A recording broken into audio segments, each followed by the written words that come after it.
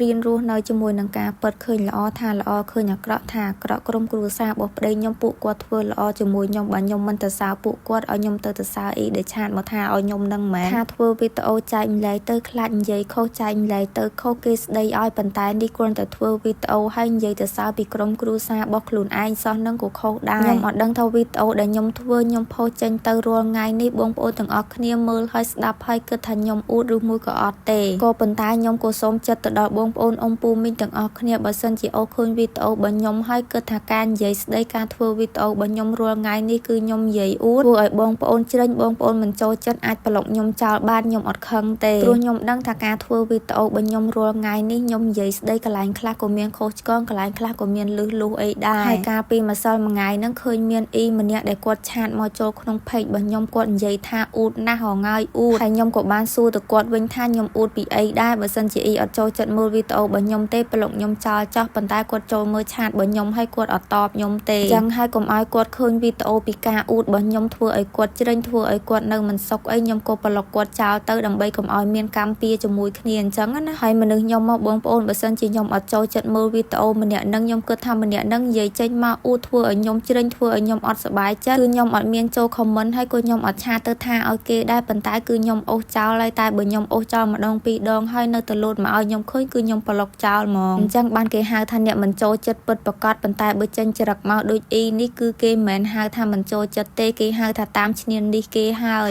ក៏មិនមែនទៅតែខ្ញុំដែរដែលជួបពុកព្រោះខ្ញុំធ្លាប់អូសឃើញវីដេអូរបស់បងមុនអីដែលគាត់និយាយរៀបរាប់ពីក្រុមគ្រួសារម្ដាយឪពុកក្មេករបស់គាត់ចឹងតែងតែមានអ្នកចូល comment នឹងឆាតទៅស្ដីឲ្យគាត់ហើយថាមួយថ្ងៃឃើញតែធ្វើវីដេអូអួតពីម្ដាយឪពុកក្មេកសាច់ថ្លៃអីអញ្ចឹងឥឡូវនេះគឺខ្ញុំជួបខ្លួនឯងផ្ទាល់ដែរហើយបងប្អូនអើយនៅសម័យនេះគឺគេរស់នៅជាមួយនឹងការពិតអីយើតែគេឃើញល្អគេនិយាយថាល្អហើយបើឃើញអាក្រក់គឺគេនិយាយថាអាក្រក់ហើយបើសិនជាគេនិយាយខុសពីការពិតអានឹងចាំអ៊ីថាគេអ៊ូតែការធ្វើការនិយាយស្ដីរបស់ខ្ញុំរាល់ថ្ងៃនេះគឺជាការពិតទាំងអស់ខ្ញុំអត់ចេះប្រឌិតហើយក៏ខ្ញុំអត់ចេះសម្ដែងដែរធ្វើវីដេអូមកមួយឆ្នាំជាងហើយបងប្អូនអើយលើកទី1ដែលលូតសារបែបហ្នឹងមកខ្ញុំគាត់នៅស្ដាប់ហើយឡើងចត់បាយមកពេលហ្នឹងកំពុងតែអង្គុយហូបបាយពីអ្នកប្តីប្រពន្ធបងប្អូនអើយម៉ោង 2:10 យកបើកឆាតចេញមកស្ដាប់លើកហើយគឺថាលែងឃ្លានបាយទម្លាក់សព្រាចូលពេលហ្នឹងក៏ប្តីខ្ញុំគាត់សួរខ្ញុំដែរថាកើតអីអញ្ចឹងណាព្រោះខ្ញុំទម្លាក់ទឹកមុខភ្លាមមកនិយាយទៅអាពេលស្ដាប់លើភ្លាមហ្នឹងមានអារម្មណ៍ថាក្តៅកាហាយហ្មងបងប្អូនហើយប៉ុន្តែប្រហែលជា